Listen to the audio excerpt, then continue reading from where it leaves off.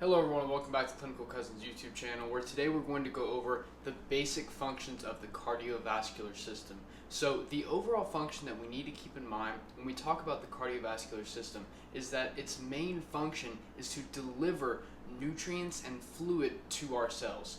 Then it must remove these waste products that our cells have built up as a process of, or a byproduct rather, of metabolism, so that they can be carried out of the body.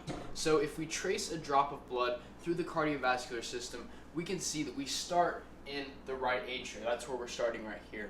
Then we're going to pass through the tricuspid valve, and then we're going to go into the right ventricle, where we then pass through the pulmonary semilunar valve, then to the pulmonary arteries, to the pulmonary capillaries in the lungs, which are very important. We'll talk about that later.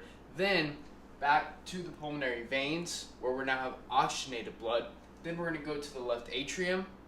Then we're going to pass the mitral valve into the left ventricle, where we then go past the aortic semilunar valve and then into the aorta. And then we're going to go through the major arteries, through the arterioles, capillaries, venules, veins, and the biggest veins of all, the superior and the inferior vena cava. And then we're going to go back into the right atrium. So you can see that our heart has 4 valves and 4 chambers. The left heart acts as a pump that pushes blood through the entire body. This is called systemic circulation. Then it pushes blood to the right heart, which then pushes our blood through the blood vessels that are attached to the lungs, and this is called pulmonary circulation.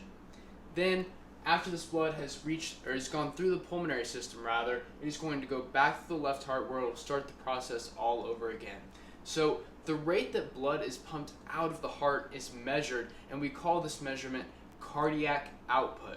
Now we're going to go over the specifics of cardiac output in later videos, but for now we should know that cardiac output, very important, is stroke volume times heart rate.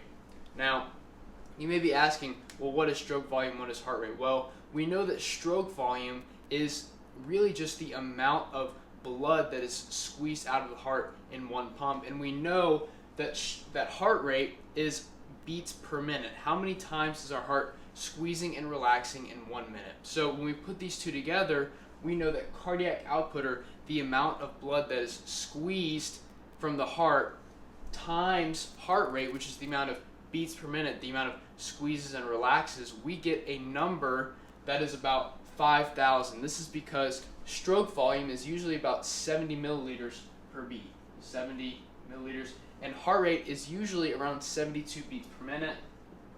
So this gives us just over about 5,000 milliliters per minute. So this is a lot of blood. And we have to think, well, who's going to receive all this blood? Well, our cardiac output is sort of the total amount of blood that we are squeezing out every single minute. And this blood gets divided up, and then it is sent to different organs based on their need. This is a very important concept. So you can think of cardiac output like a big water bucket. This is pouring blood into different cups. So in normal circumstances, out of the total cardiac output, out of the 5,000 milliliters, 5 whole liters of blood every single minute, about 15% goes to our cerebral circulation, so our head. 5% actually goes back to the heart via coronary circulation. We have 25% that actually goes to our skeletal muscle.